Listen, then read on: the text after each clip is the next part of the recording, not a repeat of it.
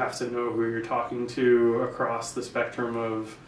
the quantitative PM who's fully systematic to the quantitative analyst who's maybe looking at things quantitatively but producing kind of insights for his discretionary PM,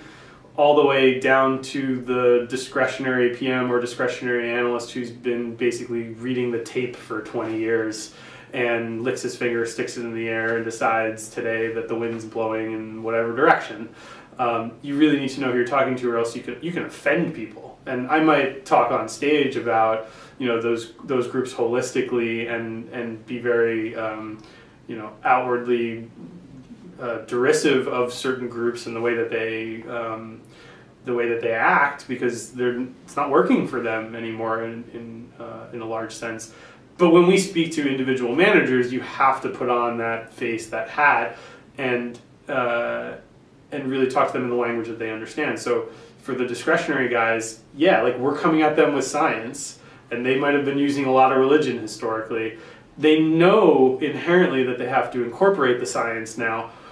but there's a big cognitive dissonance that takes place when you attempt to change the process and philosophy of somebody who might have been succeeding for 20 years, but now all the alpha's gone, or the pension fund that backs him has decided that his strategy has a very low Sharpe and it's too volatile and they don't want it blowing up, and all discretionary managers, almost all of them, blow up eventually, and they're not willing to pay him 2 and 20 for that. Whether he, even if he intellectually understands the shift that he has to make, emotionally that shift is incredibly hard for these guys, and you have to hold their hands and walk them through it and rub their backs, and it's in order to sell data and in order to make them better at what they do. And we really do want them to be better, because my belief is that that a quantitative systematic strategy is designed to spread risk across a lot of different positions. It doesn't take large positions in any one thing because we're trying to arb an alpha. Discretionary traders who do this correctly and play the money ball correctly